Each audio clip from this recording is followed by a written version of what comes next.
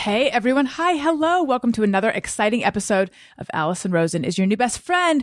I am very excited to welcome my guest to the show. He is a comedian. He's a voice actor. He's a podcaster. He's looking for a home in the suburbs. Please put your hands together for Kyle Kinane. That's me. Hello. I really dig that intro.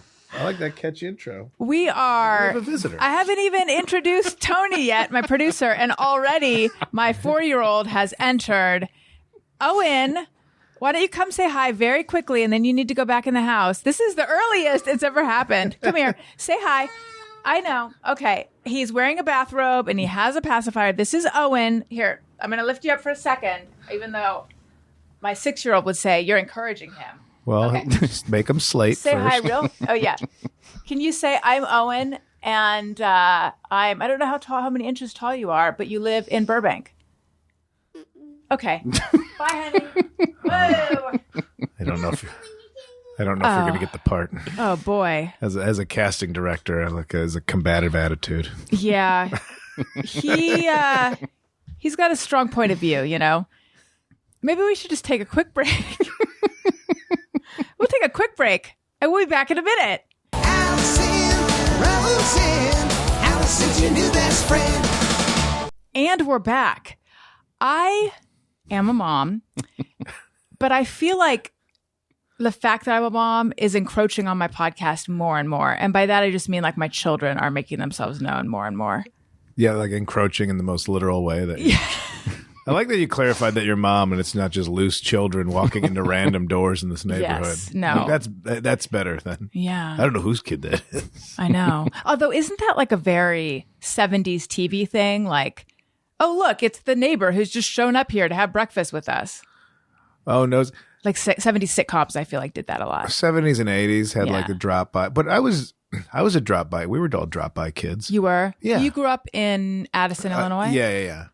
So I grew up in the suburbs, like kind of like you just go to your friend's house, and some houses were like knock, and some houses were just walk in. Yeah.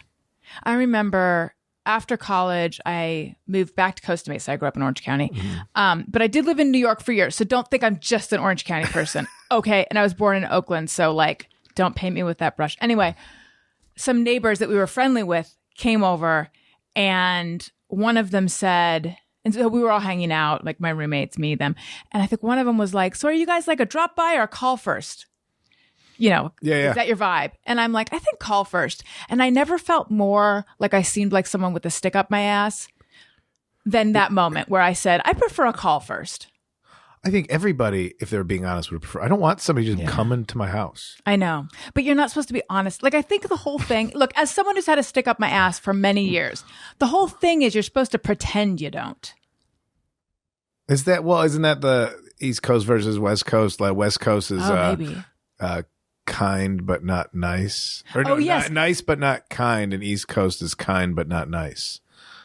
Like somebody on the East Coast will do a favor for you while also telling you what a pain in the ass you are for needing a favor. Yes. Where somebody on the West Coast will promise you, oh, I would love to help you, and then never call you back. Yes. I think that was like a meme or a thing going around. And they were saying that. But it hits. Yes. On the it tracks. East Coast, if you say you're cold, someone will take off their sweater and give it to you. Yeah. Yeah. And on the West Coast, they just cut you off in traffic and sleep with your husband. I haven't encountered the second part of that, but I have had to calibrate my expectations in a rental car here. Just leaving the airport yesterday, I'm like, oh, I'm honking at everybody. I'm like, I'm gonna get shot. I've been here for like 12 hours. I'm gonna get shot through my windshield. Cause I'm like, oh, they do that here. Honk or shoot people? Shoot people. Yes. I have never been killed on the road. Are you a road rager? No. Oh, No. I'm bad. I'm actually. Hello, Tony. Hi. Welcome to the show. Thank you. Were you a drop-by kid? No, I don't think so. Yeah, I'm not. That's not my style. What is your style? Yeah, I'm going to let somebody know or ask, you know. Yeah. I'm not just going to assume I can come over. Right. Yeah. Okay. Back to the road rage. I think I am the person that other people have road rage to. Well, that's not true. I am a cautious driver. And if I have to make a scary left turn, I'll just be like, nope, I'm going to make a right turn because this is too much for me. So I don't have road rage. I think people probably get angry at me sometimes. You have road fear. I have road fear. Maybe you shouldn't be driving. I try not to. Yeah. Actually, the rules of the road scare me, let alone the people not behaving by the rules. Well, what kind of circumstances cause you to rage? All of them. Just the fact that I've had to look it up and realize it's because I take these things personally. But I was getting dangerous behavior here. Like how? I called it putting heat on them. Oh, no. Is this where you like tail them? Yeah. All right. Oh, no. Like I pulled out in front of a guy that was going through a red light. I knew he was going to blow the red light. So I turned my wheels out to see if I could scare him. And I wound up just taking out the side of his car. What happened? Nothing. I drove away. Okay. Fuck that guy. Wait, he hit you or you hit him? He hit me. He was going, I knew he was I was making a left turn. Okay. And the light's yellow. And then the light's red to where, I would just get out of the intersection now. But this guy's still speeding up towards a red light. You can see that he's going to, And that's where I shift into taking it personally because I think in these situations, because this is what I've read about, like why road rage escalates to the point. It's not just this guy thinking he could blow a red light. It's him looking in the car going, oh, that's Kyle Kinane. Fuck that guy. And then, so that's what I mean. But that's how I take it. I take it personally. So I turned the wheels of my car out in front to think it would like just get close to him. But I just took the side of his car out. I was driving a Jeep, so I just drove away. But did it cause damage to your car? Yeah. Okay. But I was willing to pay that much for like that feeling. Yeah. It was worth it. But it felt good. Sorry, I'm stuck on this. He damaged your car. He was in the wrong. Yeah. You didn't want to like get him to pay for it or anything or exchange, insurance or all the things you're supposed to do when you get in an accident? No, because I fucked up his car too. You did. Yeah. Because then when I was picking up a pizza and then I was driving back and I saw him parked in a gas station on the phone. I don't think he could drive his car. Good.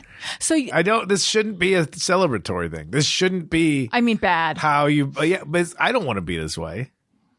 It's not a good thing. Like, I'm just going to go out and like vigilante justice drive and cause accidents. Like, it's a bad thing to do. But in that instance, I did. Yeah. Do you think we've talked about it a few times on the show? Do you feel like everyone has gotten worse at driving post? I know we're not technically post COVID, but you know what I mean. Is it? Is everything worse or is my tolerance lower? Right. That's what. That's the I question gotta look inward first. I'm like, wait a minute, because. Or like Portland drivers are exceptional it's 55 miles an hour. I better do 50. Like the other way. So down here, it's full like Grand you Theft hype Auto. yourself up. Yeah, like you're about to play a full contact sport before you drive somewhere. Yeah. And up there, I'm the maniac because I'm just like, we're just gonna pause at a yellow. We're going to stop and let everybody go ahead. There's like a Portlandia sketch. That's a 4-way stop sign. It's not a sketch. It's just reality. That's how it is. And I'm losing my mind because I'm like cutting people off and I'm like, I think I might just be a bad driver. I think what comes down to is here's the thing. I have a pretty aggressive attitude. Because you said that maybe I shouldn't be driving, which like I said, I don't love driving, so I'm happy to let someone else drive. Yeah. My husband he's not road ragey, but like there's no left turn that intimidates him. Yeah. If he has to inch out and wait, and like he'll cross, many, many lanes. He's just a very adventurous driver, let's say. Okay. He's been in way more accidents than I have. So my point being that, it's good to be cautious. cautious. Make a left turn without breaking a few eggs. That's what they say. That's what my grandfather always said that. So wait, let's get back to this though. You looked it up to find out like what's going on psychologically. Yeah, I was getting too carried away in a car with just screaming at people and honking. And LA's not the city for that. If you have a problem with people driving aggressively, don't live here. You got to like really. I got to sit there. I got to take my deep breaths and be like, everybody's. Listen, if it's a white Mercedes, which no offense. That's unusual. I assume for me that's the worst driver on the face of the earth. Yeah. No offense to yourself. No, it's fine. I'm not trying to like call out your whip out there. It's okay. I tend to drive the other whip, and I always call it a whip. I always I always like yelling out. I always like asking them if the turn signals cost extra. That's my favorite non-swearing way to be like, how much extra does the turn signals cost? So what you found when you looked it up was that the reason people That have they're free. The turn signals come with those cars. okay. They're just refusing to use them is what I found out. no, what you found is that the reason people have these feelings of road rage is because you are taking it personally. Yeah, somebody's saying that you think they see that it's you, and so they can cut you off. Right. Like, oh, you'll let me merge. You'll do this, and so this They see it as a pushover. Yeah, it's a pushover. It's an insecurity. It's you have this masculinity personal thing. space. Yeah, like this vehicle. Now everybody's got that extra. It's the anonymity of the internet, but it's Yeah. like in your vehicle. Like, Yes. well, I don't. It's not just little old me. It's this whole car I'm pushing around. Right. And it helps for a little while, but then there's some days I'm like, just let it go. I gotta let, but it's like a power struggle. Like if you let it go, then the next person is going to like, oh, that guy lets everybody merge in front of him. It's all Yeah. psychological shit. Is taking things personally something that you feel like you battle in? I mean, I think everyone does, but is this yeah. go through other areas of your life? all of them. Ooh, Yeah. do tell. I still read comments online. What, like, why am I doing that? I don't know why. I don't know. I'm 46 years old and I'm reading comments under my videos. And I stopped arguing though. I stopped arguing with people in the comments. Really? That's I feel like that's a big thing. That's a huge win. Yeah. How did you stop doing it? Because if it's late at night, I still will write back sometimes, and I'm like, "What am I doing? I'm just furthering it." I would say stuff online. I would say stuff like after a few drinks late at night. The next day, I'm like, "Oh no, don't do this." Yeah. But I would wake up in the morning, and I'd start reading social media, whatever, and all of a sudden I'm in a bad mood. Yes. Not only do I don't have a day job or anything to get up for, so now I've laid in bed thinking like, "Well, I'll go back to sleep after I scroll through these things real quick," and then it's 2.5 hours later. Mm-hmm. I'm pissed off for the whole day. I didn't even leave the bed. And now I'm angry because I decided to engage with people that it doesn't have to be said, but you're not going to win with people on the internet. Correct. It's the people that are like, well, if daddy hits me, it's just him recognizing that I'm here. Like that's the win-win for them. Yes. So it took me a long time to like back off. I still read them, but now I just like, all right, I find some positive ones to counteract the negative comments to make me feel okay. I mean, I think I look at them because I want validation that I exist. And then I'm hoping, I don't even know what I'm hoping. It's all about the external validation. Yeah. I mean, it's terrible. I would like to be free of it. And I think like I more and more am. But is that a thing for you? Are you like looking for external validation? Doing stand-up, that's what it was, but now I got 20 some years in stand up and I feel validated. I think I feel validated enough that I'm seeing the value in doing things that nobody knows about. Right.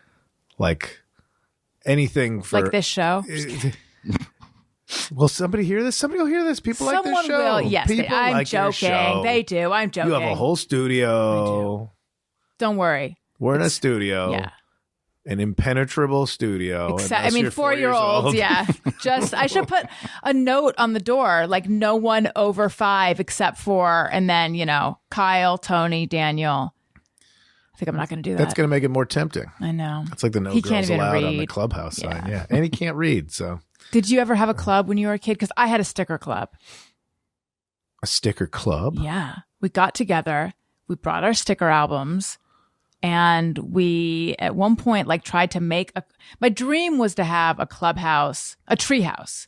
Yeah. That could be a clubhouse. You had to climb, Ideal. the Yeah, treehouse no, dream. And also Swiss Family Robinson was like a movie I loved when I was a little kid. I don't remember anything about it now, except I think I had a crush on one of the Robinson brothers. But I really wanted to have a clubhouse. So we got a big cardboard box and tried to tape it together and make a clubhouse. And I think we did put a sign on it, only, people in the sticker club. Yeah. We met once. That was it. Sticker club didn't have lasting power. Didn't have legs. No. What consisted the meeting of the sticker club? Did you trade stickers? Yes, I believe we did. You're making me realize I did have one of those sticker books with the non-stick pages. Yeah. Yeah. I mean, the It's a big thing problem for a minute. is if you take the sticker, oh, you mean like those magnetic pages that ruin your photos ultimately? Yeah, but it was like a glossy page thing. So it was Yeah. supposed to be quote unquote nonstick, but you were thrashing stickers. Yeah. Yeah. Eventually I just began keeping my stickers on their backing in like a little box. Do you still have a lot of stickers? I have a ton of stickers right now. You do? Yeah, and I don't know. I think that there are probably some stickers of mine at my parents' house. I don't have them on me, but in my pocket right now. The best stickers were Dress-A-Bear. Did you ever have Did you ever have Dress-A-Bear stickers? I mean, I think the sticker game was pretty gender divided back in the day. What did you have? Dinosaurs? Dress a Dinosaur? Yeah, it was like cars and Okay. robots and shit. And then but then there would be like the scratch and sniff Oh yeah. food ones, which always just smelled like BO before it gets offensive, but it's always just kind of smells like ground beef. I kind of like BO before it gets offensive. That's what I'm saying. Yeah. These were all like, They're this is good. a burger. I'm like, it smells like a burger. This is Yeah. a pizza. It smells like a pizza. Right. It's like, no, it just pits before it goes Yeah. south. Exactly. Yeah. So Dress-A-Bear, you could probably figure it out from the name. Mm-hmm. It was a large bear sticker, and then you could like put different clothing items Sure. on it. My kids have stuff like that, like almost like I had color forms. I don't know if you remember. Are those the ones you put in the oven? No, those are Shrinky Dinks. Oh, what's color forms? Color forms are like little plastic latex stickers almost, but you can put them down and lift them up. Oh, They don't okay. they don't have adhesive. They just like cling. No, Glue I got it. clings. Yeah. Tony, stickers. You're being awfully quiet. Yeah, I also had I actually found one of my old sticker books one of the last times I was at my parents', and there was a taco scratch and sniff. You Yep. can still smell it, and it still smells terrible. It's it was the same smell as every scratch and sniff. And then they're like, this is a shoe. And you're like, that's the taco one too. We're putting the same smell on these things. You know what I find to be extra disgusting are scratch and sniff books that have things in them that are supposed to smell gross and actually do. Like there's this Sesame Street, I forget, Morning on Sesame Street or something. No, it doesn't matter. There's a Sesame Street book, Yeah. scratch and sniff. And Oscar the Grouch, I think, finds there's like fish and blue cheese Yeah. and garbage. And I don't need to smell gross stickers. And also there was Harry Potter Jelly Bellies. Yeah, I was just you were making me think had of like that. a booger Jelly Belly and Yeah, it's like I think there's even like a Toothpaste, vomit maybe? one or something. Yeah. I Yeah, don't Jelly know. Belly's always been wilding though. Jelly Belly's always had a little bit of like, we're gonna make some flavor, some unsavory ones. That's why I like Jelly Belly early on because they had their like, I mean, that's not what they called it. It was like the Russian roulette packaging. yes, it was like all that's what I'm talking about. Where tropical punch, coconut, and then just like farts or yeah, WD-40 or something. Like Right. I like that as a company. You're like, we're gonna make you sick. I kind of dig that. were you a Garbage Pail Kids guy? I was definitely a Garbage Pail Yeah, Kid. me too. Vile Kyle. I remember that one. Yeah. Were Garbage Pail Kids? They were just like baseball cards, right? They were stickers too, though. Oh, they were stickers. Yeah. All right, But nobody ever devalued them as stickers. You kept them as cards. got it. So you grew up in Addison, Illinois. Yeah. You were a drop-in kid. You had Garbage Pail Kids. What else? What did your parents do? My mom was stay-at-home mom, and my dad always worked for the airlines because we live right by O'Hare. So he was mechanic by trade and still works. He does something with the airlines. I can't even tell what he does. He travels a lot, and he's like, it's appraisal, and he's got like a business card with a title that doesn't make sense to me. But he still does it. He's still out there living. Nice. Mom's still out there living. Do you have siblings? Yeah, I got a sister. She lives here, actually. Oh, right. You Yeah. mentioned before you stay with her when you Yeah, come I'm staying here. at her place. Yes. Older, So, yeah. younger. Younger, but by like 2 years. We're close. Mm-hmm. We didn't have a clubhouse, but we did have we had a modest house, but then the house next to us was like the nicest house in all the land. Oh. It was like a small. It was like a small business owner, like the guy they owned. I don't know, like a aluminum siding company, and this was their house. Right. And they had these big like boulders that they used to landscape, and there was some kind of towards the side of their property that made like a tiny cave. So we didn't have a clubhouse. We had a cave that we just crawled in the dirt to sit in. So it was much more rudimentary than like a ladder with an actual flat Yeah. surface meant for. This was just boulders and a lean-to fence, and we just sat in the dirt. I think mostly raccoons gave birth in there, but it was also our clubhouse at the time. That's the problem It's same situation with our cardboard clubhouse. Like, or I had friends. My dream was always that our parents would turn our attic into like some cool place for the kids to hang out. Yeah. Instead, it didn't even have a floor. It just had like beams. It seemed very dangerous. Yeah. But any of these little secret spots, once you get in them, it's the same way I feel about a bathtub. Once you get in it, you're like, now what? I'm not comfortable. Yeah, you're not hiding out. When you're a kid, it's kind of valuable to have like a secret place. And I remember my sister and I somehow managed to punch a hole between our rooms were next to each other, and we punched a hole through the wall. Oh, nice! Just to pass notes. Like we could just talk to each other through the wall, but it felt neat to like pass a note to do secret things as kids, because I think you need that because your parents are dictating everything you do all the time. It's fun to have those little secret areas. Yeah. I'm sure your little ones will start developing hidden places and things to hide out. We were always getting on roofs. Oh, We're like any abandoned buildings we were sneaking. I still have an urge to anytime I see an abandoned building go like sneak around in it. yeah. So who punched the hole in the wall?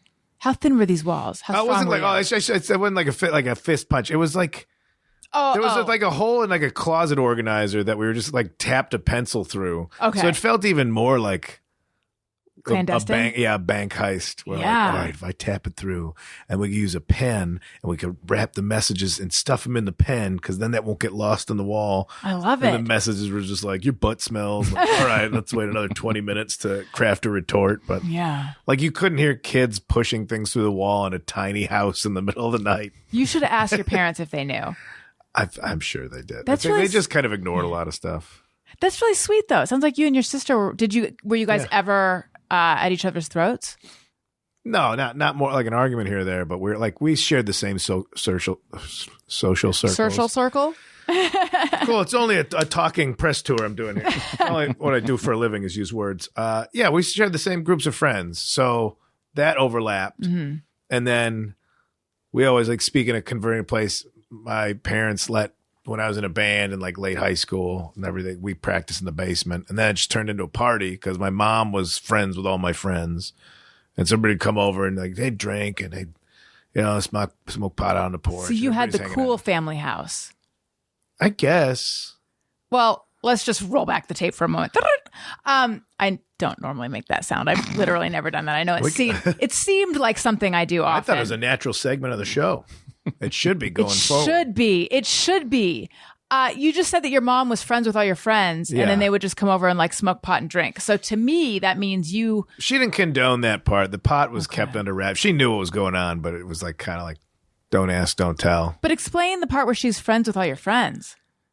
She was always hanging out. She was happy to see a social, she's an extrovert, and she like got charged up from seeing all these people and finding out about them. And then it was weird too, because it was at the same time Nintendo 64 GoldenEye was real popular for the Nintendo 64. And so like somebody had brought it over once and it was a 4-player game, and my mom started playing it. And all of a sudden that Christmas, she's like, I got you guys a Nintendo 64. I'm like, neither of us were asking for this. Like, oh, well, I guess. Right. Well, and then she wound up getting really good at it and then beating my friends at the game because they'd stay upstairs playing GoldenEye. We'd practice downstairs. This is similar to when my dad got me a backgammon set. The only difference being no child is excited about a backgammon set, and there are kids who would be excited about a Nintendo 64. It was not still, you. yeah, it was still a good gift, but it was like you could have just gotten this for yourself. Like I don't know why you went through this charade. make excuse. Yeah, you're just a grown adult that's enjoying this thing. You should do that. Yeah. Also, I wouldn't know how to play backgammon if my life depended on it right now. I've never. My dad could teach you. Yeah, I'm trying to think if even for a moment I knew how to play. Did you express any interest? No. What I remember, it had like felt or velvet, probably felt like a felt board. You know what the board looks like, right? Or no? Yeah, let's get the little cones, Cones, yeah. or spikes or cones whatever. and buttons, yeah. And then it's got the like smooth circle disc pieces of 2 different colors. But the thing I remember most is that it has those cups that you shake the dice in. Oh, okay. It's got. I didn't even know it had dice. Yeah, it has dice and it has these like felt lined, like oval shaped cup things, and you put the dice in, and then you shake them like that, and then you toss them like satisfying. that. Yes. Yeah, I can that see was the best part. Yeah, I can see that being satisfying. There was a moment where I played chess. I don't know if every fifth grade, was it fifth, sixth, some year in school, our math teacher taught us chess. Yeah. So everyone got into chess for a little while. And like on and off, I have played it. Okay. And for some reason, I think, no, it's actually not similar to backgammon. Chess, I never had the patience for... I couldn't sit still for that long. I couldn't sit still long enough for video games. Yeah. I couldn't sit still, nor was I think smart enough for chess. I think I remember I had friends that tried to like in the early 20s, like, get you into let's it. stop being fuck ups and also show the world that we're smart. They were trying to play chess, and I watched one friend who was taking it very seriously, and another friend who was just kind of out of his mind. And we're all high, and he's pretending to swim through the living room while also playing chess. My friend was taking the game very seriously, and then the swimming friend who also has a stutter and is just a goofball, so she just goes checkmate, and then he won. And my buddy was so furious because he's like one of these like lean on the table and analyze the board guys. Right. Was he high also? I think so, but really didn't want to let on that he was. Yeah. I mean, we all were. I can't imagine being the only sober person playing chess with a room full of stoners. Right. I can't see. What's that friend doing now? One of them lives in Texas, and the other one lives in Australia. Okay. One of them is like a security, like an online security for banks, and the other one, I think there was rumors he had a shrimp import-export business in Australia. Is the one who But I does don't know. online security the chess friend and the shrimp one the swimming friend? Yeah, you could see that, right? Yes. Yeah, I figured without clarifying, we could pick out. I think I can decipher this. Yes. Last night, my son, the one whom we all met earlier, wanted to watch videos of shrimp swimming. So we were looking at shrimp videos, and there was one, and it was like 10 facts you don't know about shrimp. And it kept toggling between showing like a cooked shrimp on a fork with a little like pepper underneath, and then showing shrimp swimming in the sea and talking about them as animals and going, it was very incongruous and kind of, I'm going to go so far as to say revolting. I don't know why. I was just like, I'm never going to eat shrimp ever again after watching all this. And I don't think it was designed for that purpose, but I just feel like choose a lane. Either it's a cooking video or it's a marine life video. Don't go back and forth. It's fine because I'm pretty much vegetarian because of that kind of stuff. But shrimp, I'll watch you go from back and forth. Really? I'll eat a shrimp. I can't look at a shrimp and think, oh, this thing's got complex emotions. Have you seen videos of them swimming around? I mean, they have huge eyes. Get 'em off. Huge eyes. Get them off of there. They have 1,000. They have just, the reason I can't eat them anymore is because they have too many legs. Well, that's why you got to get them when they've been delegged. Delegged and deveined. Do you ever go to the place where you order shrimp and you think you're going to get shrimp, like food shrimp, and then they just give you the whole guy? Like the fully dressed I fella? have had this experience. And at that point, I say I can't. I cannot. And then also one time when I was a kid, we drove across the country. I just talked about this on my podcast with the aforementioned Greg Fitzsimmons, aforementioned off mic, so I didn't need to put it that way. But anyway, my family, we took 7 weeks to drive across the country. Okay. It was very unpleasant in many ways. There were some upsides too, but it was just too long. What year is this? What year are we doing this? Okay, so I think it was 87. Okay. 87 or 88. We in a big family truckster, a van? What are We doing? were in an Acura Legend. So no, Fancy. a sedan. Okay. Yeah. But a fancy sedan. Kind of a fancy sedan. You had your own air conditioning control, didn't you? I'm trying to remember You if probably had some luxuries. there was an air conditioning thing down there. I don't know that do you think of I feel like an Acura is not like, it's no Lexus, but it's between Toyota and Lexus, right? I thought Acura and Lexus were like neck and neck. Maybe they are. Yeah. I don't know. Look, I'm just one of you. I'm not trying to. I come from humble beginnings. I'm not trying Don't to wealth shame your road trip. You're really shaming. Yeah. If you were rich enough, you would have flown. So Yes. I know that. Thank you. It must have been tough driving in an Acura Legend. Acura Legend. Country. I just That sat. smooth ride, really lulling you to sleep. I just sat in the back reading Sweet Valley High books. My mom would be like, "Look, she knew all the." My mom is not a farm person at all, but somehow on this trip she learned a lot about cows. So she was like pointing out every different kind of cow. But anyway, we went to Lake George, and I ordered crawfish. And it's the worst. Okay, so everyone here has been traumatized by crawfish. Yeah, I mean, traumatized is strong, but yeah, it's way too much work for such a tiny amount of meat. Yeah, it's like pistachios of the bayou. My thing wasn't the elbow grease involved in eating it. It was like there's a lot of little animals in front of me that look like animals, so I can't do this. They were just too cute to eat. I lost my appetite. I thought, why you find them easy to eat? The mud bugs were too cute to eat. I guess, yeah. I just didn't want to put the work in. Okay. Like it was just so much. There's so many little heads. Yeah, there's like 16 eyes staring at you. Yeah, well, it's like I tried to eat sunflower seeds as an adult. And I'm just like, this is a lot of work. This is not. I may as well just start crocheting. That's what eating sunflower seeds is like. It's like, here's small progress. Here's a little bit of progress. How long have I been doing this? 2 hours? Yeah. What do I have to show for it? A tiny pile of shells. That's all. Yeah. It really makes you feel for birds.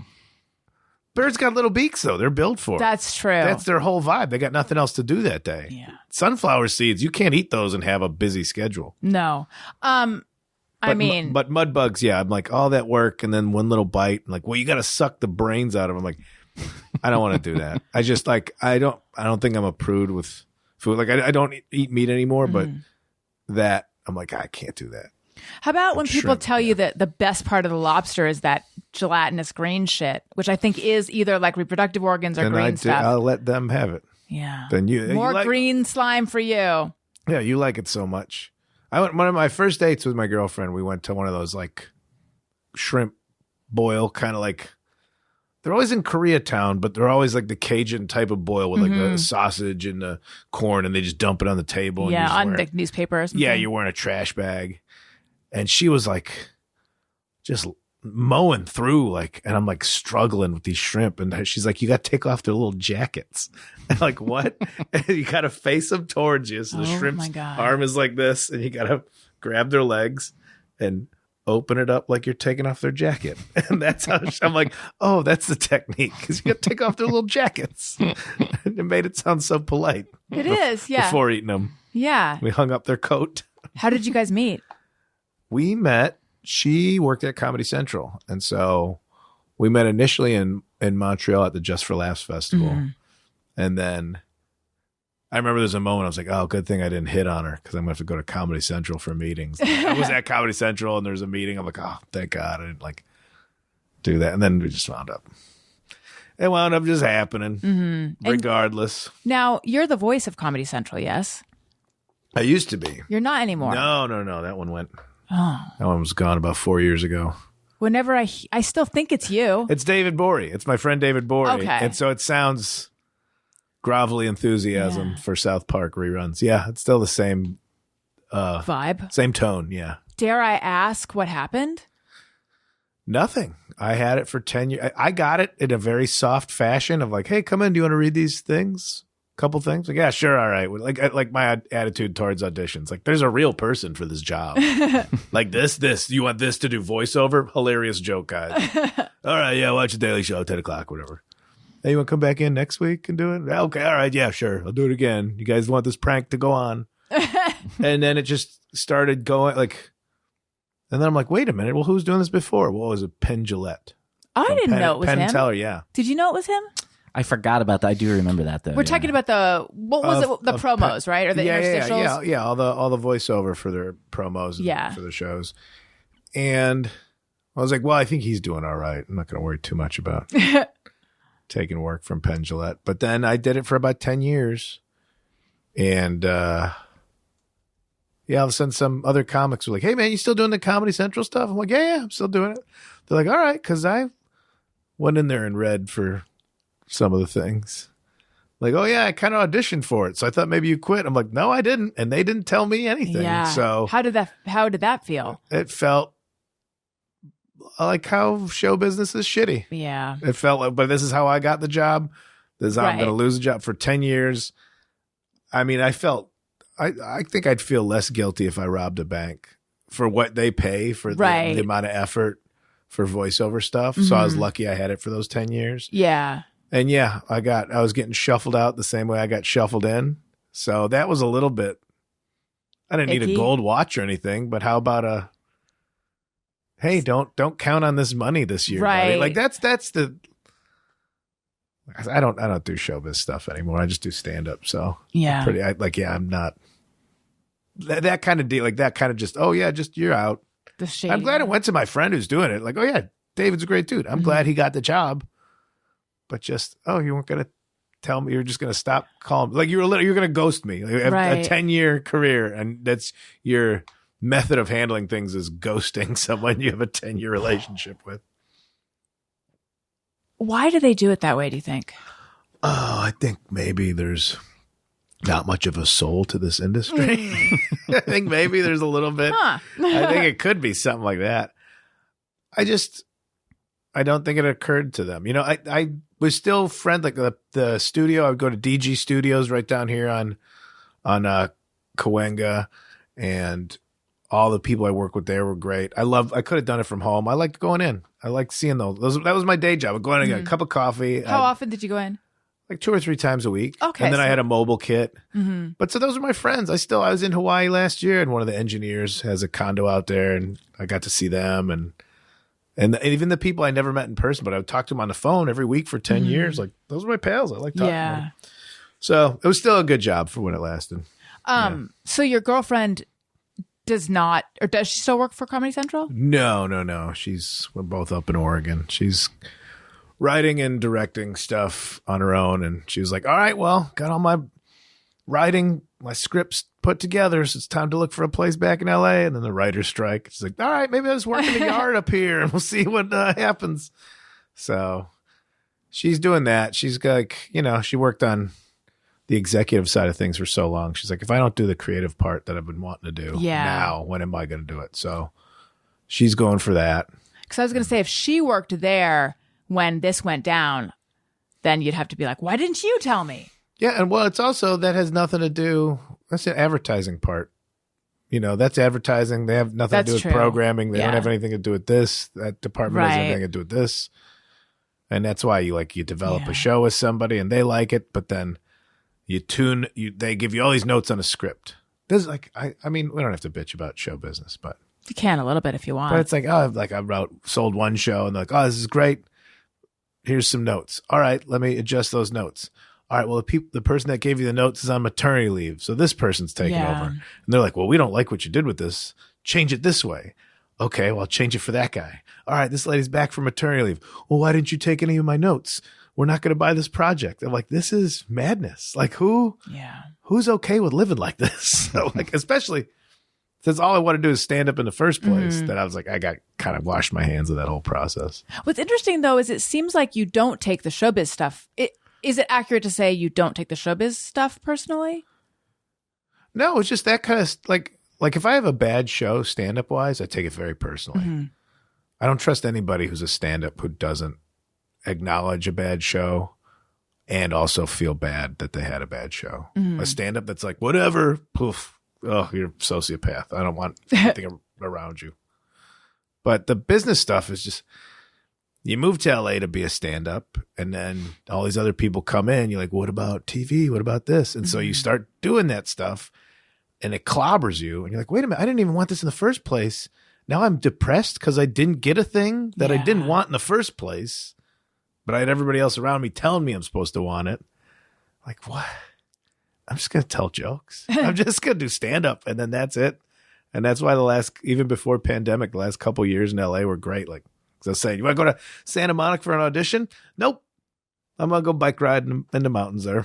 And then I'm going to do jokes at night. That's it. That's all I'm going to do. So when did you get into stand up? 1999 is when I started. That's such a long time. So it's about 24 years ago. There's a stand-up comedian who explained email to me. That's how I figured out about email. Oh, wow. Who was, is it? He's someone like, you we got would to know? book. He's like, you need an email address to book things. I'm like, what the hell? Oh, they're going to mail me stuff. I was like, no, it's email, man. Just go. And I was at his apartment. He set up my, it's a Yahoo address I still use today. So. That's hilarious. Yeah. Is it a comedian we would know? No, he's dead. Well, I know some people who are dead. Well, yeah. Well, 24 years ago, a lot of people have died that time. No, he was just a Chicago dude. And it was funny. We were about to move to LA together. And I remember he's like, I think his wife was finally going to give him a divorce because she was very religious and he was not at all. We were like partying together. Yeah. And I was like, why'd you marry her? She's like, she bailed me out of jail. I'm like, all right, well, I think there's more to the story. Yeah. But that's a pretty cool Merle Haggard way to explain why you married this woman. And then it was literally from 1 week where he's like, I think she's going to give me a divorce. So let's start thinking about where we're going to live in LA. I'm like, all right. Then I picked him up for a show the next week. He's like, I'm going to be a dad. I was like, Oh, wow. what are you doing? I mean, no, he wound up having a great life. And like, it was, With this woman?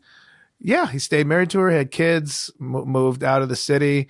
And I think the last I saw him, he was just real happy and just a mellow dude. He had just had health complications, which is what took him. Yeah. But from the party days of early stand-up and 4 a.m. nights in bars, and I think he found something towards the end there. So that's a good story, I guess. Good, yeah.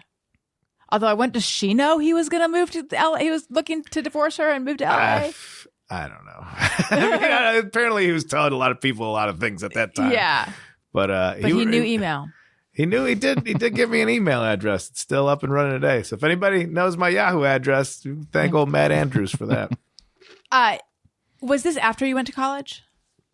Oh, college.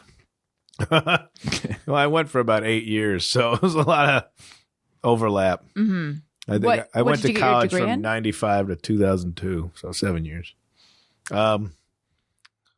They literally made me graduate because I was just it was the liberal arts school. I had gone to a community college for a year, and I was like, well, this is great. I mean, if community college is this great, I can't wait to go to that state school, which I dropped out in less than a semester from, and then just worked a bunch of odd jobs and started going part-time to Columbia College in Chicago. And it was just liberal arts, so I was just taking a little bit of everything. I had no curriculum. I was doing some creative writing stuff, but I never really wrote it. I would like write it the night before. I didn't care about it. And I started doing some theater stuff and some improv stuff and some poetry stuff. Eventually, I was just taking enough classes of things I was interested in. They're like, you're going to graduate this year. I'm like, that's the worst news I could hear. I was like, yeah, once you're out of college, I mean, it's all the movies have covered that. Like, once you're out of college, like, that's it. You're an adult. You're just pushed into like, go be part of the real world. So I graduated in 2002 and then just worked and saved up money and moved to LA in 2003. But you were already doing stand-up. I was doing stand-up. Oh yeah, in 99. Yeah. Okay. So weirdly enough, it was another guy that I know that is still going strong in Chicago that I did some weird comedy contest. I read it. I was working at a gas station and read a newspaper like, oh, here's an open casting call for stand-up. I'm like, I didn't even know where to start stand-up comedy at that time. I knew I liked watching it on TV, but I didn't know where you went to do it. So I'm like, all right, I'll go answer this casting call. And I went. It was, before Last Comic Standing, but it was for the HBO Comedy Festival in Aspen. So like, oh, here's regional. People were driving down from Minnesota and all this stuff. I'm like, all right, I'll sit in the middle of the day. And I think I got like $400 in parking tickets because I didn't think, I'm like, I fed the meter once. I wasn't paying attention. From the suburbs, I got so many parking tickets. And then I saw this guy perform there. He was one of my, I thought like, all right, I tried stand up. That's it. I got it out of my system.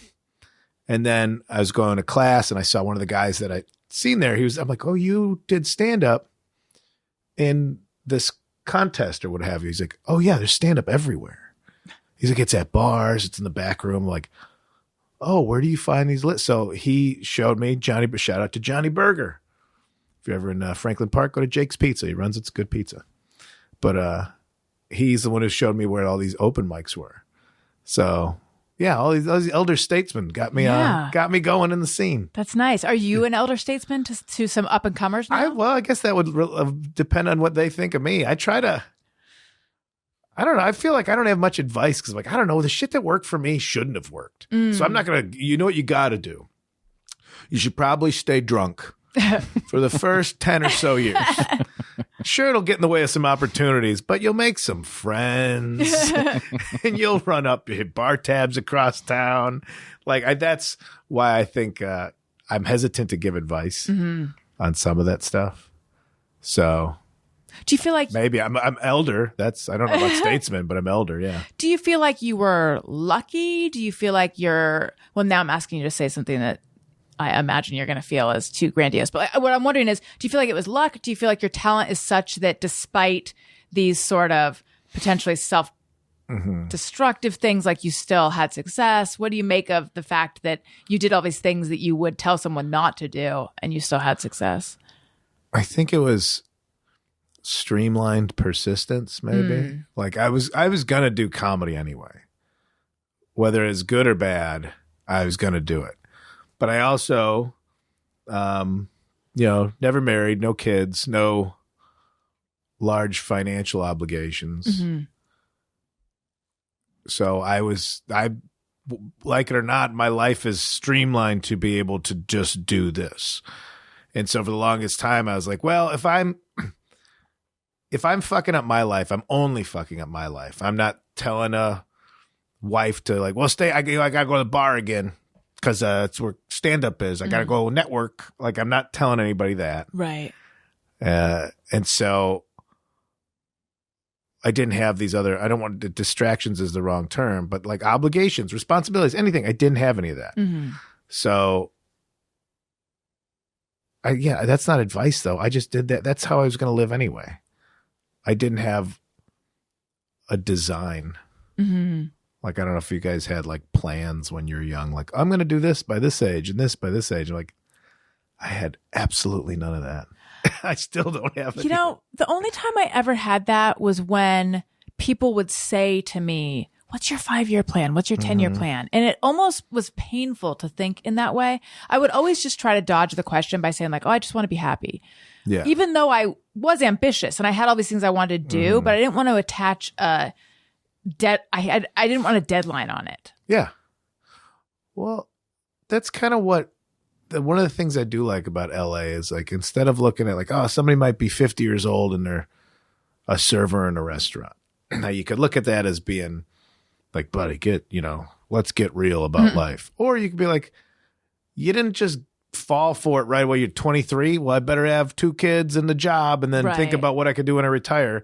You gambled on the first part of your life by being out here and, like, you know what? You still might get that thing tomorrow. You still might get that job here, that job there. So I kind of like that. I don't think it's delusional. I think it's just you didn't want to go. I had friends I grew up with that were like, well, no, you get married after college and you have kids and then you plan for your retirement. Yeah. That sounded sick to me. Yeah. And not sick in the good way. No, not like sick, bro. Oh, you're 63? You're going to hike the AT? All right, sure, dude. That's real. That's a real plan.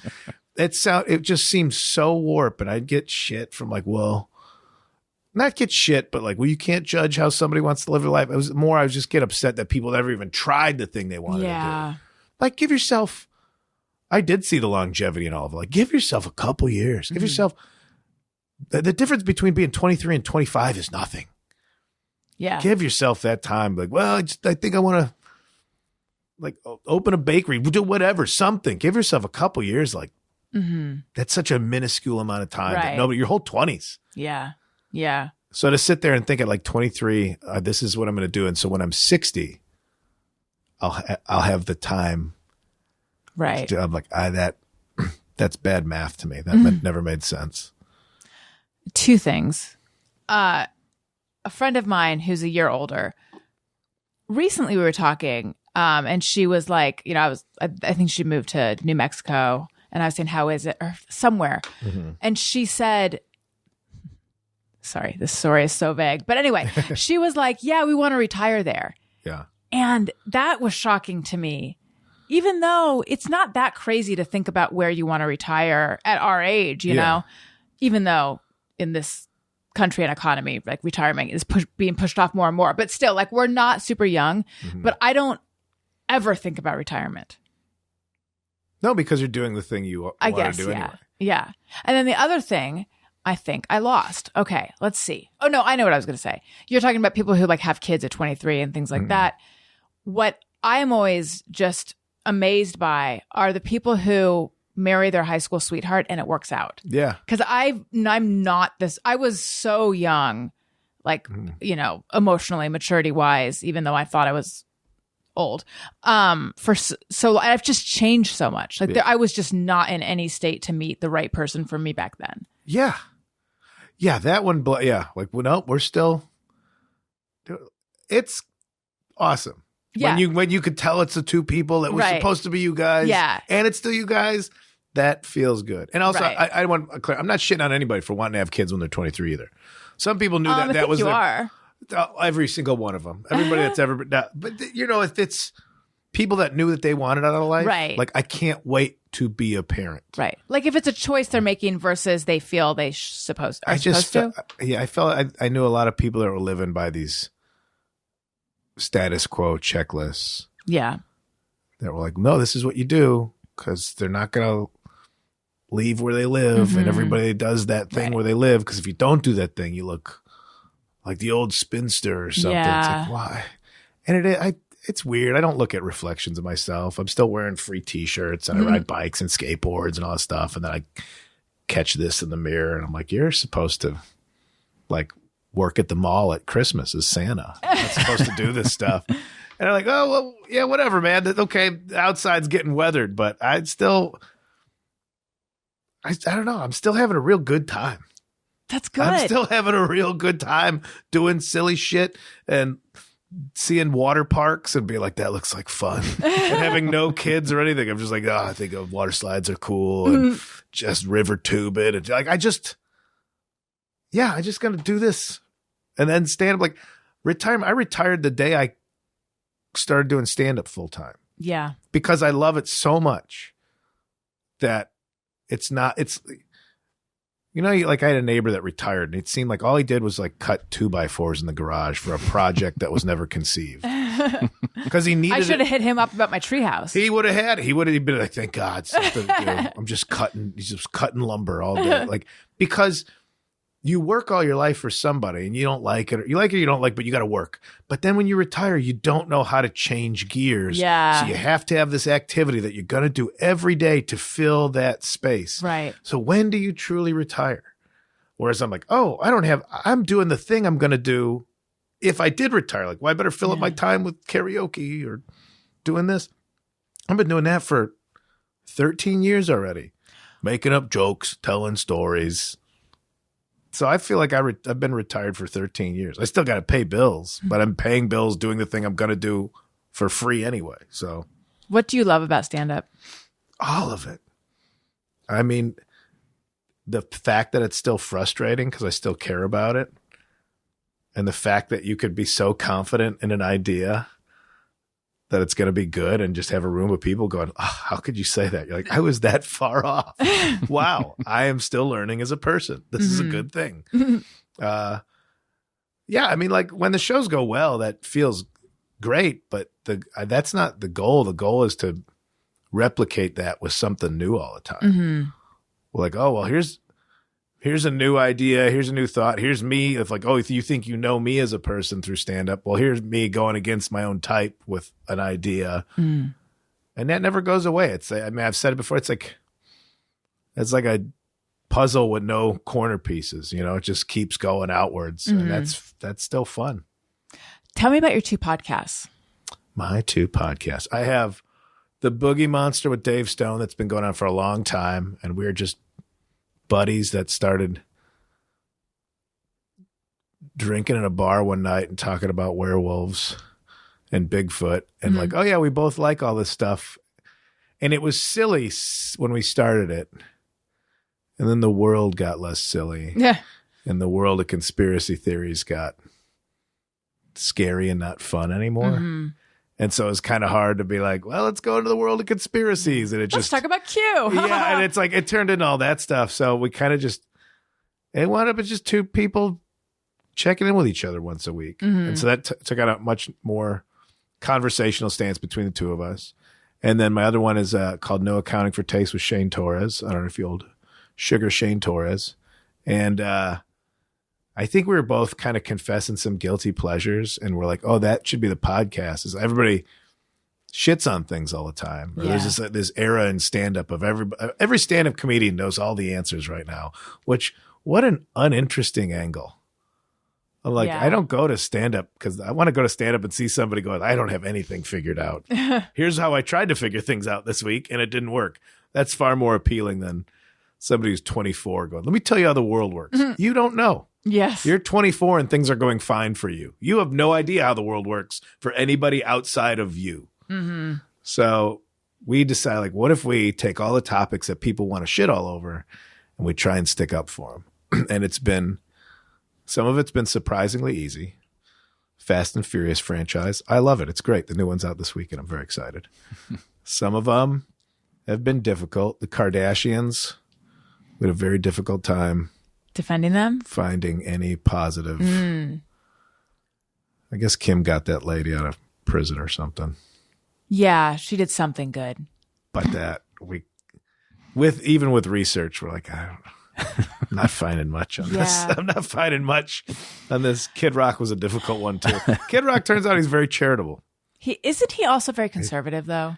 Oh yeah. His public persona is trash. Yeah. But then you dig and you're like, oh, he's also fighting to keep ticket prices lower. And I'm like, so that's where we're like, we do find those kind of things. Yeah. We didn't find anything like that on the Kardashians. I remember, I didn't find anything. I remember trying to play devil's advocate a few times about the Kardashians. I think specifically when people are like, they don't do anything, they don't work. And that's an easy one to refute. Like, no, I think they work from the moment they wake up to the time they go to bed. But their job is... But define work. Well, promote and, take pictures and model and whatever it is they're doing. I don't think that's a good answer for what their work is. But I'm saying I don't think they have any relaxing days. Do you? Yeah, but that's not. What's that's the different. What's the motivation there? This was pointed out to me that you don't realize these people that have like that much money, they are supporting an infrastructure of people around them. So that's almost a way to defend it. Like, oh, maybe they don't. They're building jobs. Whether this is true or not, I don't know. I think it was like Alec Baldwin. Like, why would you do a Capital One commercial if you got $1 million? And it's just because sometimes they're like, you want me to show up for one day? You're going to give me $1 million, and I could just give that to a charity. Yeah. So sometimes it's not the greed. Like, it's not greed that you see. Like, it's them knowing they can funnel money. That's an absurd amount for a charity to get, and I could work one day and I could just funnel it that way. Did Alec Baldwin do that? I heard that. I have that's one thing that just made me realize that anytime you see celebrities endorsing something, it may be such an easy way for them to get a large chunk of money from, a corporation to a charity. Right. So I can't get too mad at that. But yeah, I mean, somebody's watching the Kardashians. Somebody cares what they do. I don't know why. I used to keep up with them, but I haven't in many years. But I did used to like that show. But I mean, we're talking about in like 2006 or something. Sounds like you are a reality show fan. I was. And then I kind of fell off. And now I'm back in Vanderpump world. Do you know Vanderpump Rules? It's on Bravo. I went to the restaurant. Sir? How was it? I've never been there. It's a real gap for my me. Expectations, I think we were there. It was somebody who was visiting and they wanted to go. And I didn't know anything about it. And I'm like, all right, this is a silly thing to do. And when we're waiting and I found out SUR stands for Sexy Urban Restaurant. Sexy Unique Restaurant. Oh, okay. Right then, I was like, "Oh, fuck this place!" I know, and it wasn't the worst. I don't remember it being just terrible. now Yeah, I don't remember it being terrible, but it was not. And people were there just to see the reality. And then still, the stars of the show are still like having to be like, "Oh, table for three this way." It was. I honestly, it's a world I don't understand why reality it's there. shows. But yeah, I don't know what joy it's bringing people? Is it that like you could look at the people in the reality show and be like, well, at least my life isn't as much of a mess as theirs is? It's like a soap opera. You know, Yeah. you get there's a lot of conflict and you get drawn into it, and weirdly you begin to care about the characters. I'm a 90-day fiance. Okay. I hit not religiously, but I was in the Paul and Carini era of. Have I seen 90 Day Fiancé? Is that the one where they bring someone from another country? Yeah, or they Okay. go there and they have this Yeah. 90 days, and it's exactly what you think. It's always lopsided. It's always like some barely legal South American girl and some, chin folded into his chest programmer. Like, but it's exactly what you think it is. But then you're angry. You're angry at the guy. You're angry at the gal who's catfishing who. Right. Then some of them. One lady got catfished. One lady is like, she lives in Palm Springs and she looks like it. She's. I'm picturing like Tan Mom. Do you remember her? Tan from Tan Mom. No, they called her Tan Mom. She was this woman who was like, do you remember Tan Mom? I remember, but I She don't was remember why. Why was so- she a thing? I don't know. It was like, she was like a meme a little bit before memes. Yeah. She went viral for being so tan. She was like so leathery. I don't know if she Yeah. smoked, but she looked like she did. Yeah, she was out there like, yeah, at the center of a sun dish, just catching all of it. She was ruffalo, but she got catfished by a guy in India that was using these pictures of a model. And then she met him and it was obviously not the guy, but she's like, yeah, but I just like you anyway. And they still got married. That's so sweet. I don't know. I think that's Is sweet. it? I mean, he sounds like he has some work to do. It sounds In like terms he of must honesty? be a hell of a smooth talker, but Yeah. also where are you at with your self-esteem of like, oh, you just lied to me? Right. Let's go for it anyway. Like you're looking I at see these your people point, that are yeah. at like, it's not going well for them. If not only are you marrying somebody sight unseen overseas, Right. but you're also letting a television show film it. Yeah. And my girlfriend actually got me a cameo from Paul and Carini. Oh, how was it? It was sad. he was still in like his whatever apartment in Kentucky. And it's like, oh, Kyle, Rachel got this for you. And then he talked for just too long. Like it was like a half hour long. Oh my God. And he was walking around his apartment and on the show, like it just fell into him talking doing a about the podcast. things against the show about him. And she's in the background holding her kid, just unhappy with everything. Yeah. Cause of course, like, What a depressing cameo. Are anyway, you that's on the show I was watching. Are you on Cameo? I was, I just set it to the highest amount possible. 'Cause I think it's a gross thing. Yeah. Yes. Nobody ever called me for one. Oh, you never. No, You I never- set it to like $1,000, Oh, my whatever the God. most amount I can Yeah. ask for. Okay. Yeah. I think I've priced myself a little too high, although it's way less than that. But because I used to do a lot of them, and then I haven't done that many lately. But I'm wondering, like, what is the right length for a cameo? I don't know because I think mine were like, did people ask you to do weird things? Or was it always just, No. hey, how's it going? Happy birthday. mine were usually like 5-6 minutes. Yeah, it was usually like, please, it's my wife's birthday. Please, we're big fans. Please let her know that she's like the best wife and she's the best mother and blah, blah, stuff like that. One person sent me one saying, please let this person know, how much they suck and they're ruining the show. It was like a public person. They're ruining the show. And then like the next time I looked, it was like I looked at it before I was recording a podcast. And the next time I looked, it had disappeared and they like reached out to me on social media to apologize. So Oh, okay. So you never recorded it. I wouldn't have either. Yeah. Yeah. I guess I'm concerned about how much of my self is out in the world. Oh, interesting. Like, I mean, I get pretty loose talking, like, and Yeah. I get conversational. All of a sudden, like, I'm talking shit or something, or saying something that I don't. You're saying something to make people laugh. You're Yeah. like, oh, no, that's out there for everybody. I'm like, hey, maybe I don't. Don't want to do that. Maybe, yeah. With like stand up, I can govern what's out there, and with being on Mm-hmm. podcasts, I can govern how many I want to do. But I'm wondering, like, when's the burnout point of like, oh, we've heard enough out of this person. for Yeah. now. Yeah. And so I'm being a little more conscious of that these days. Because you're worried about audience burnout on you. And also just Or your burnout. Also both, and just how much I want people to know Yeah. about my life.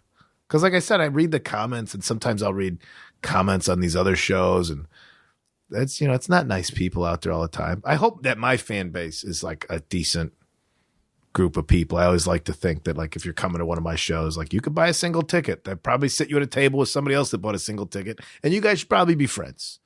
That's how I hope it all comes off, and I hope it's always decent. I see like there's some toxic fan bases of some other people out there, like, oh, did you see his wife? She looks like she put, like, they're just saying mean things all over. I'm like, I don't want to subject the people that I know that now I talk about in stand up or whatever, and then they're going to look them up online and find them and be shitty. Like, I don't Right.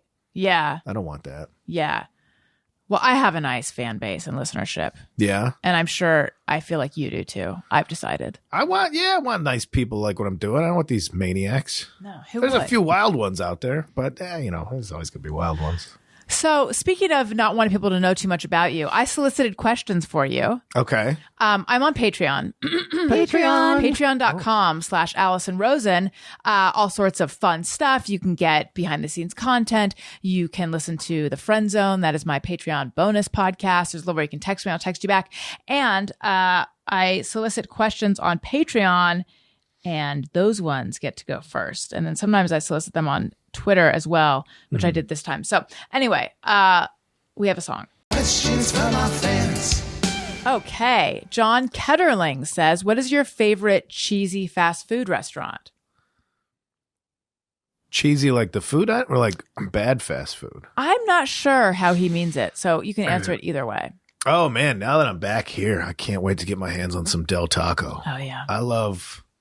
I used to do a joke about how I'm not from California, but I think I'm secured my status as a Californian because I would argue about the technical start time of Taco Tuesday and the drive-through on Monday nights. I'd be like, it's 12:03. Like, that promotion starts at 11 a.m. I'm like, it's Tuesday now, so let's go. Yeah. I would sit there and fight with them about it.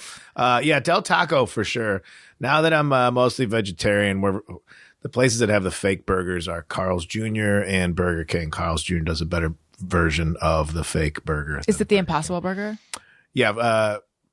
Carl's Jr. has the Beyond one. Burger King has the Impossible one. But other than that, for veggie stuff, Taco Bell. But my sweet, sweet Del Taco. I haven't had it yet. I'm going to probably get it tonight. Lee Brunn says, are prairie audiences different than city audiences? And see, here's a term I don't even know. When was the best chislick he ever had? Chislick. Also, prairie audiences versus city audience. I've never heard of it. He lives in South Dakota. Oh, man, we got a South Dakota. Okay. Chislick's a hilarious item. Chislick is just, it's considered a delicacy in South Dakota. It's just basically steak that they cut up into cubes and throw in the fryer real quick. Okay. It's like somebody cutting up a steak for you and giving it to you in a basket. It was pretty good when I had it, though. But it's fried? Yeah, it's not like breaded deep fried, Right. but they throw like steak chunks in a fryer, Got it. and it's a bar snack, and it's pretty good. Sounds pretty good. Yeah, I still Can't like have can it anymore, acknowledge. yeah. I can still acknowledge dishes as being good. I'm not like Right. grossed out by it. Prairie audiences. I feel like cities have enough place where like you can get the specific type of entertainment you want, whereas we're calling prairie audience people like comedy show. Well, shit. I like laughing, so you'll get everybody to come Right. out to it. And it also is a good lesson to learn of like, oh, maybe if I'm going to be politically opinionated about it this way, I should also throw something in there for the people that don't care about that political opinion. Like, make the show for everybody.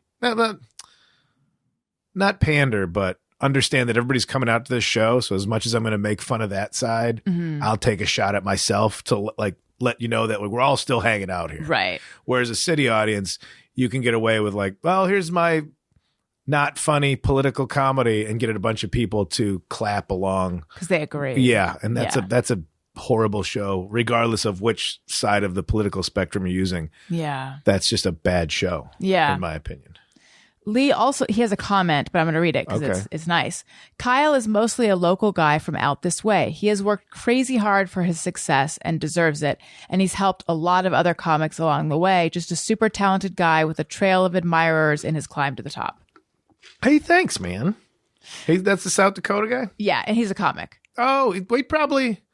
I wonder if he was on the shows because my buddy Sean Jordan's from out that way. I know Sean. You know Sean? Yeah. Sean's been on this show. Sean's up in Portland now, right? Yeah. When he lived here, when I was in I told you I used to live in Hollywood. He came on the show small handful of times. We have a group show. Okay.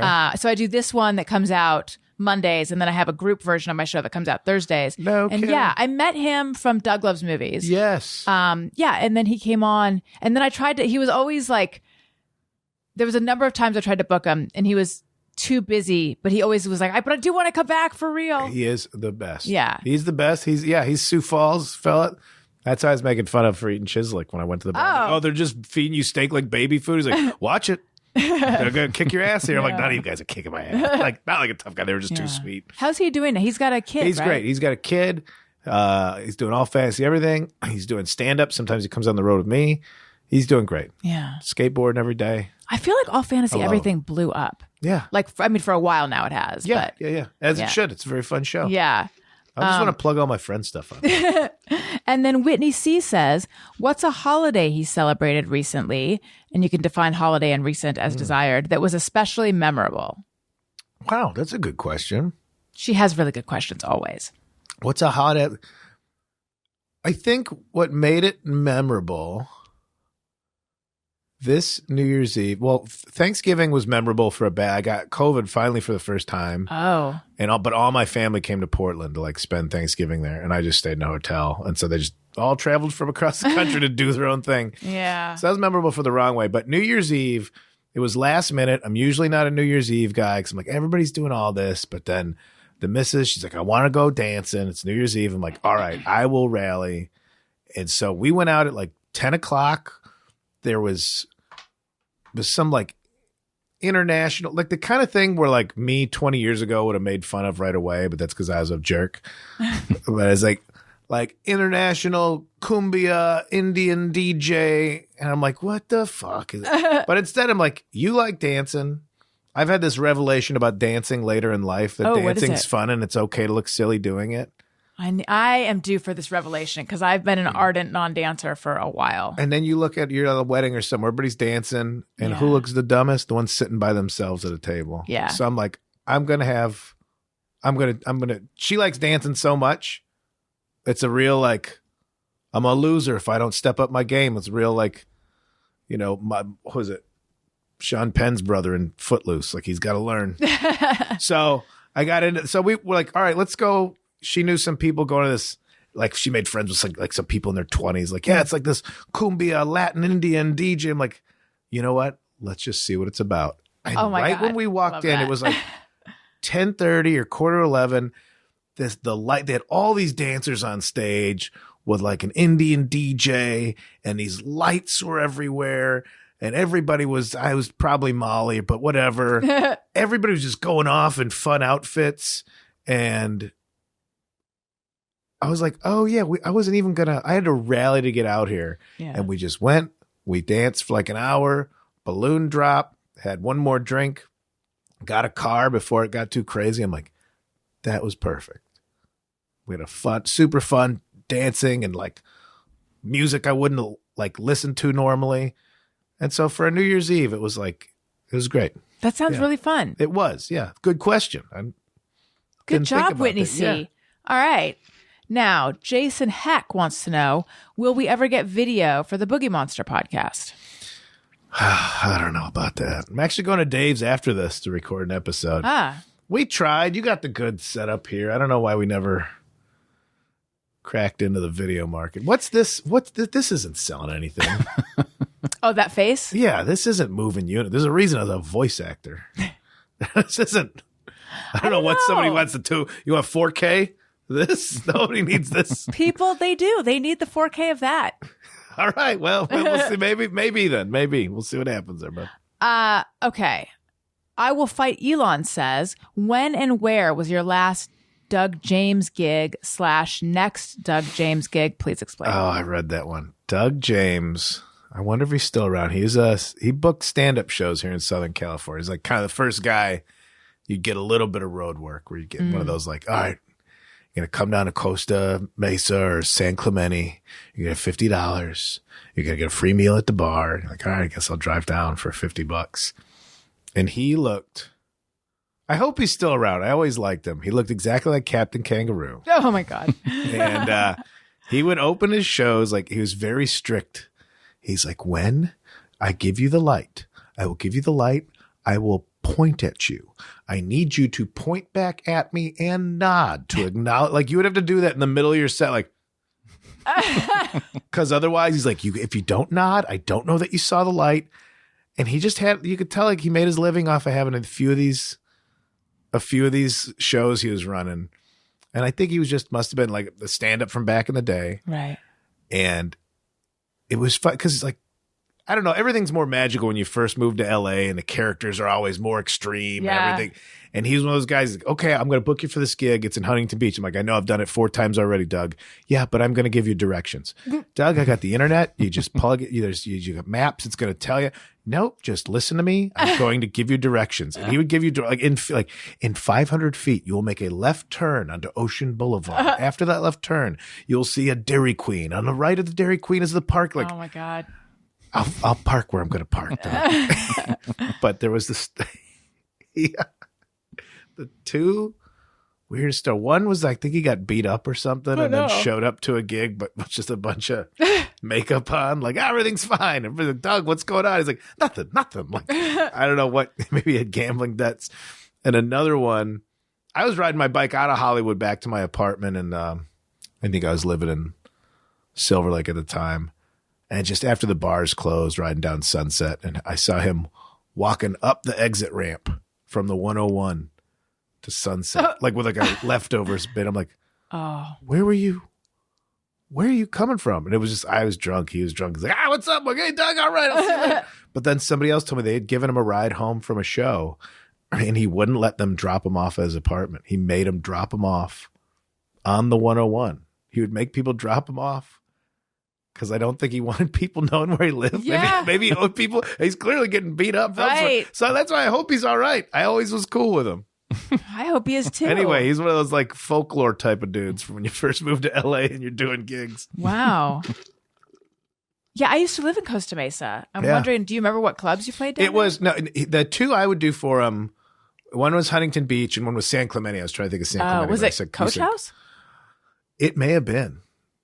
That was a music venue, but do you know Coach House? I don't Music think so. venue, but I don't. They probably had stand up there. It was too. Wednesdays was San Clemente and Thursdays was I think it was called Dublin's in Huntington Beach. Yes, I've heard of it. And it was always weird because those shows could be really good, but it's also Huntington Beach, so it still could just be Nazis. Like I don't know who's here and why they're laughing. I think they're laughing at the wrong reasons for some of these jokes. Right.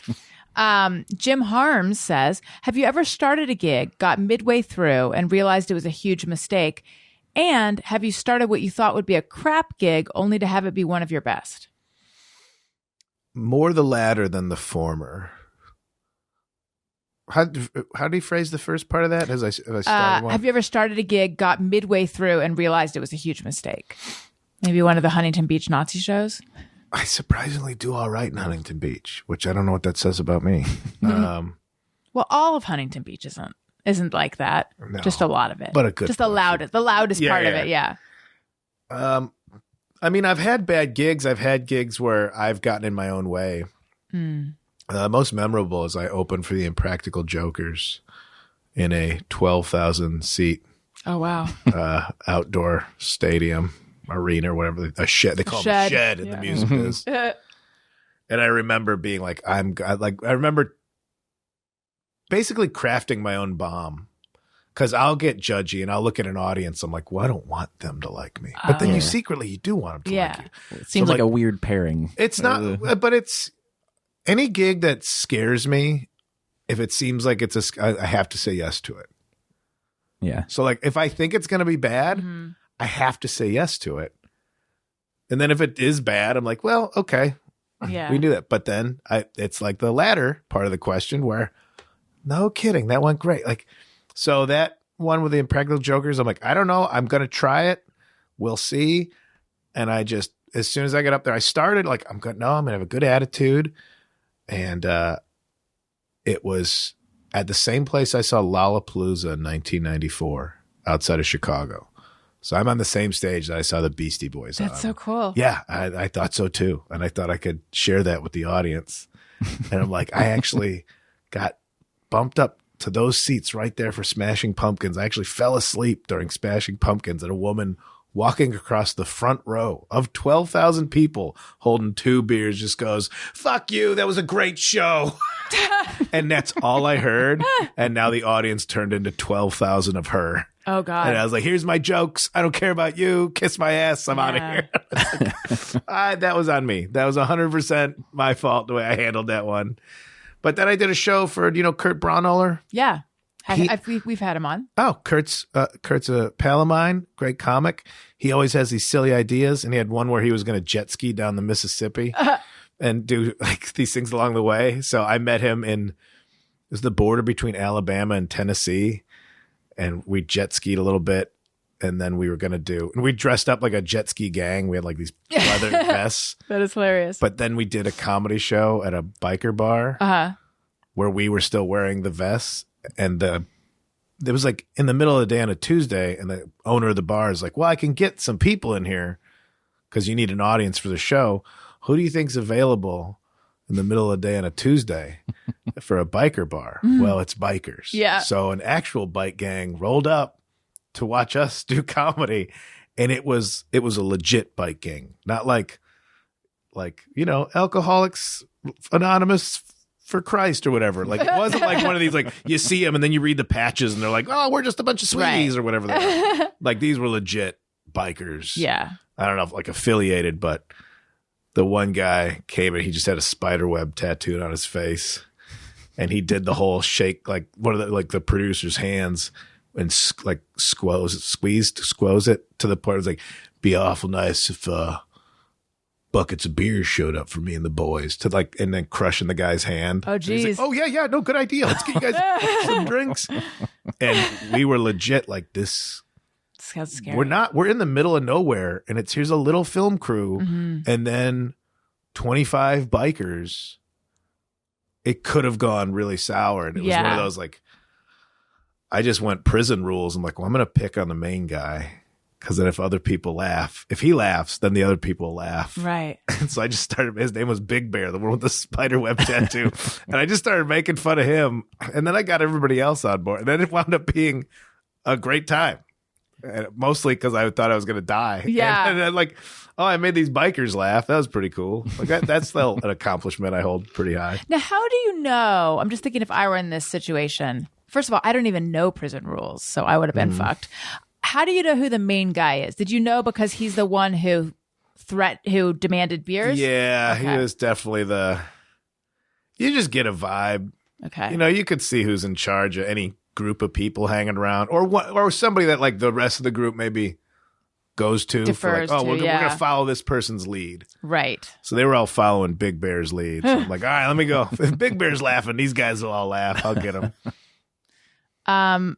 Amber wants to know, did you have any comedian mentors early on in your career? Who and what advice did they give you? Oh, man, absolutely. There's a guy named Dwayne Kennedy out of Chicago. He still shows up here and there. He's kind of like a ghost. You never know if he's even living in LA. It was just like we didn't know where he was. And all of a sudden, like, oh, Dwayne's going to be on Kimmel tonight. He would just magically all of a sudden have a TV spot and then disappear into whatever city he was living in. But he was the guy that everybody looked to in comedy starting when I started in Chicago, because he had already he was on like an episode of Seinfeld. He was on the late night shows. Who did he play on Seinfeld? Do you know? He was, do you remember when they were stuck at some party out in like Long Island or something, and Elaine's stuck talking to a guy that's just talking about peanuts the whole time? He's that guy. Okay. Yeah. And so you wouldn't recognize him now. Now he's got like huge head of dreads, and he's just this really laid back guy that walked in, like would be quiet for the first 2 minutes of a set, kind of getting settled, Whereas you see so many comics come in and like panicky, try to you watch the guy just take his time, and it made people want to listen more. Like you kind of leaned in. And after my first night of doing comedy, he was like, "Oh, you should come back here. That's funny." So if it wasn't for him, I might have quit. I might have just done an open mic once and then be like, I'm done. So him and a fella named Monty out of Chicago, both like guys I respected at that because I went and watched comedy for a couple months before trying it. Mm-hmm. I wanted to watch all these open mics, and it wasn't the people that were doing good. That's might never happen, but it's the people that would do bad and then still come back the next week. That was the most inspirational. Mm-hmm. Like, oh, you weren't bothered by the fact that this room of people didn't laugh at you at all, and you came back next week and then nobody laughed again, and then you'd see them on the 5th week get some laughs, and like that's it, like 5 weeks you waited for this little bit of laugh. I'm like, that's inspirational. The guys that are doing good and making a living, who knows? I don't know if I'll ever get to that level, but to get to the point where you could just believe in yourself. Believe in yourself. And even then, they'd go back to nobody laughing and not believing in yourself. But so, maybe have faith. Yeah, have streamlined persistence, like I was saying. And then I opened, like Patton Oswalt was a guy that was in my corner early on, and I kind of watched, how he navigated doing stand-up on his own terms. He also had some TV money cushioning him, And Daniel Tosh, I opened for him for a month on the road, and he had a pretty good point about just pointing out how like managers and agents like, oh yeah, it's supposed to be 10. It's like, no, it's not the law. These numbers aren't real. Yeah. Like I pay this person 6%. Oh, wow. Because that's what I told him. Oh, wow. Like these aren't real numbers. You can negotiate all these numbers. None of this business is real. That never even occurred to me that you could do that. Yeah. He's the one who's like, this whole business is fictional. And he's also the one I thought about. He's like, there's enough of me out there. I'm like, do you want to do more stuff? He's like, no, I do stand up, which is what I like. And I got this silly show where I make fun of it. Like, that's enough. Nobody needs more of me. Mm. He's like, I get enough from what I'm doing, money-wise, attention-wise, and then he lives his life privately. And so I kind of like that. Mm. And then, honestly, Mark Maron had said something that stuck with me years ago, because when he was kind of blowing up with his podcast and everything, I'm like, oh, you're still doing comedy clubs? I thought you'd be doing like theaters and you got your own audience. He's like, I still need new people to find out who I am. Mm. And so even in his ascent, he was like, I still need to win over an audience to grow a fan base. I'm like, oh yeah, you can really get stuck to playing to your own crowd.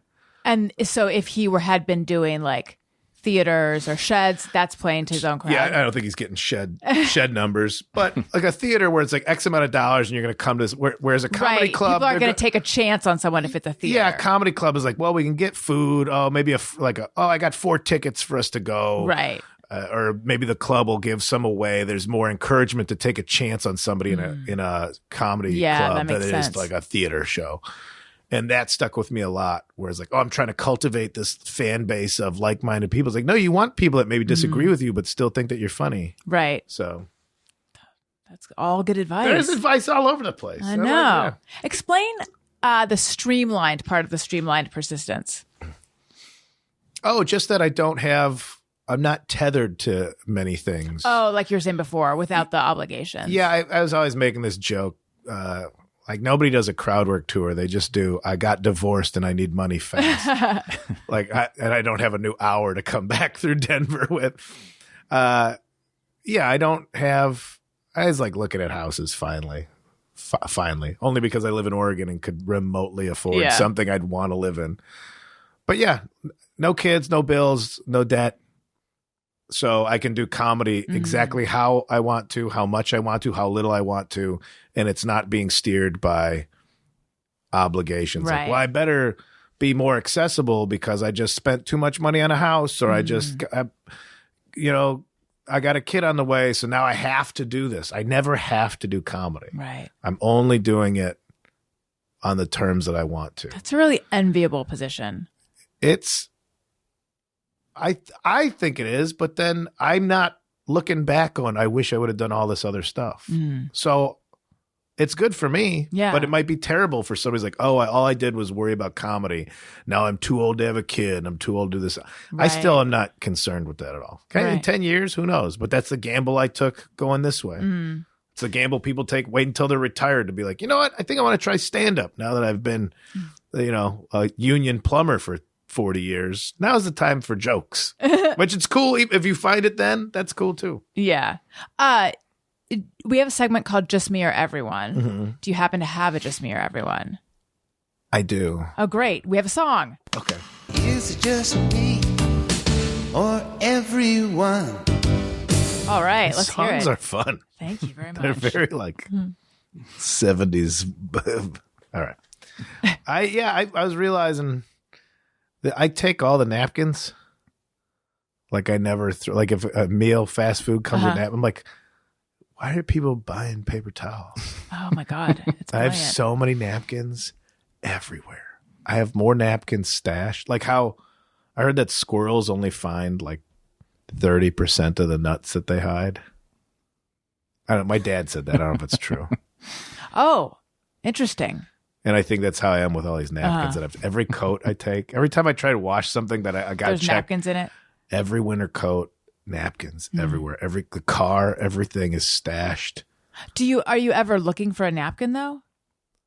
Or It's always that one moment where like I got a runny nose and I don't have it on Right. me. And I'm like, this is why you take the napkins. yeah, I know. And now they're everywhere. And I don't know. My missus puts up with it, but it just stacks. I like stacks of just different. I'm not forcefully taking them from the rest, but you're going to You're give not me stealing them. a Yeah. bunch of napkins and Right. hot sauces. I hang on to them. I travel with them in my bag. It feels irresponsible to throw them out sometimes. But so I will sometimes have like a stack of napkins, but then I never ever reach for them. But maybe it's because I also have paper towels and I reach for those. I'm like, yeah, I think I need like these little, Ruses. I need these little booger papers around. Do you buy tissue? No. You buy toilet napkins. paper, right? Yeah, toilet paper. You can't flush a napkin. You can't? You're not supposed to. Okay. I heard that Starbucks napkins are like the best.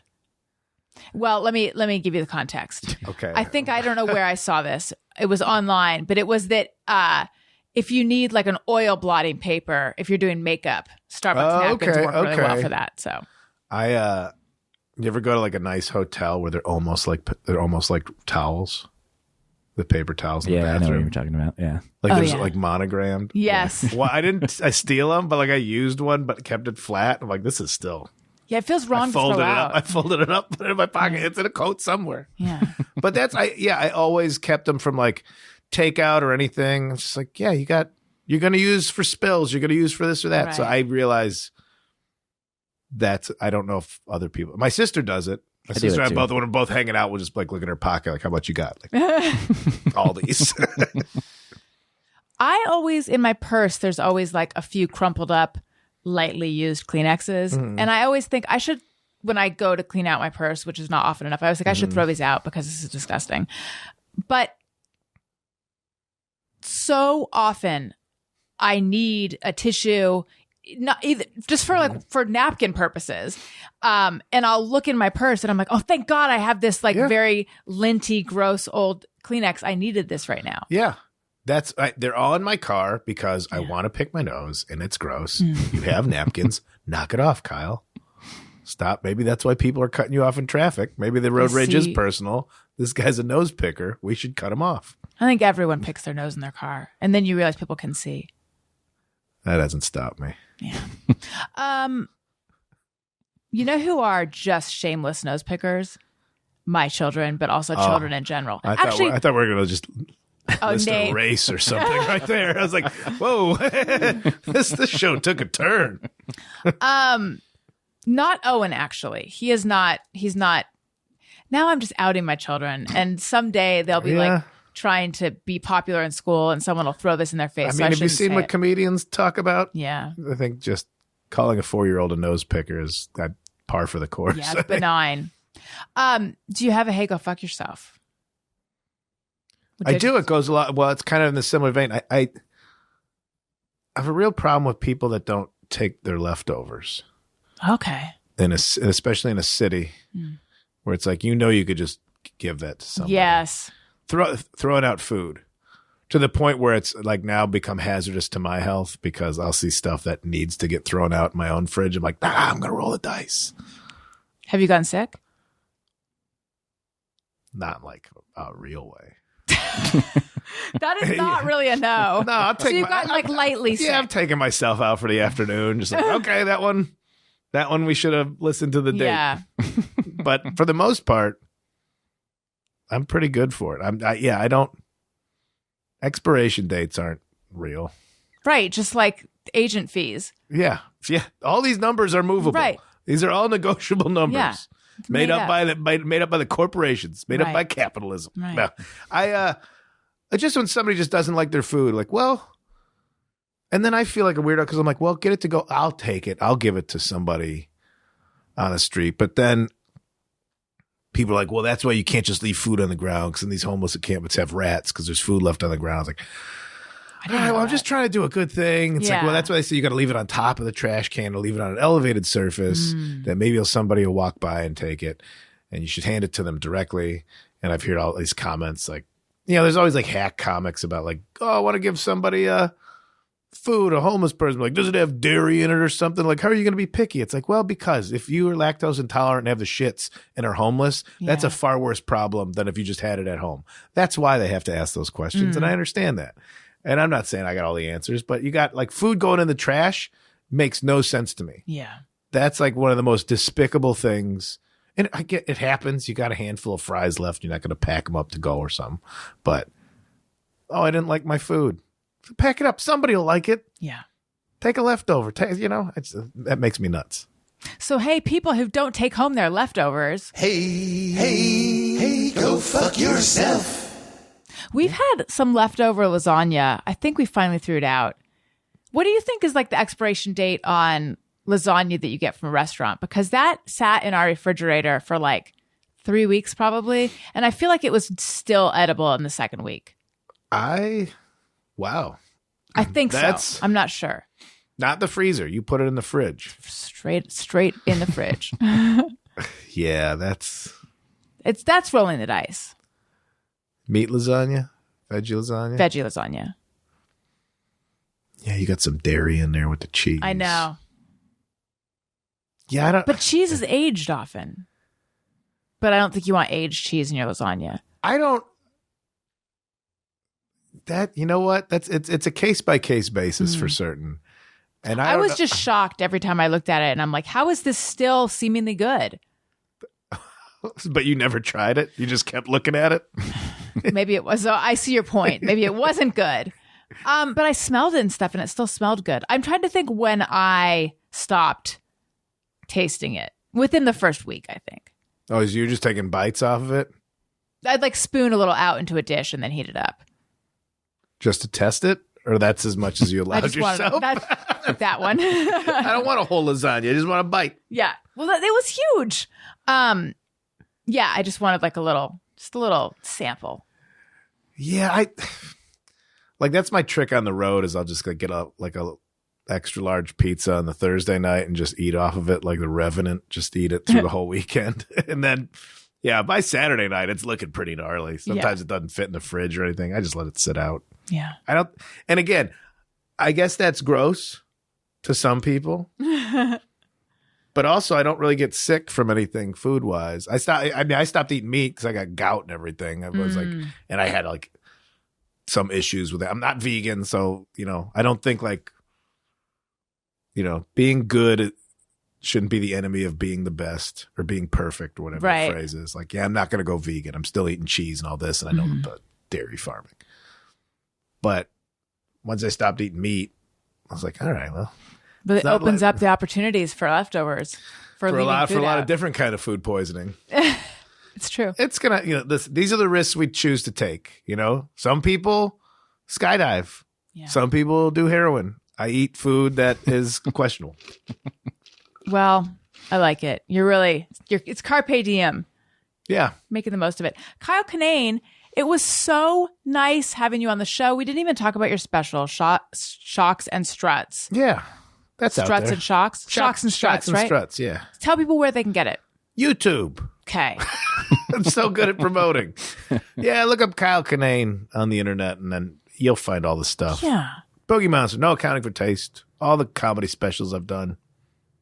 They're attached to my name somewhere in the machine. It's kylekinane.com, Yeah. right? Yeah, that's one of them. And then you're on social media as well. Yeah, thank you so much. Thanks This for has having been so nice. Tony, where might we find you? On the things at Tony Thaxton. and Bizarre Albums every Tuesday. And while you're on YouTube watching Kyle's show, please also watch this show, which is both available audio and video, youtube.com/Alison Rosen. Make sure you're subscribed, like it, leave a comment, interact with the content, people. That's the name of the game, I guess. And also, if you're on Apple Podcasts or wherever you're listening to the podcast, please leave a review and click 5 stars and tell your friends, and follow me on social media at Alison Rosen on Twitter and Instagram. Oh, I'm also on TikTok, sort of, the Alison Rosen over there. And then my new podcast is called Alison and Todd After Hours, and that is available on Patreon. It's only $2 a month. Just one level. Patreon.com/Alison and Todd. Okay. Thank you so much. Thank you. Listeners, thank you for listening. I love you. You matter. Goodbye. Hey, do you know about the Alison Rosen Show?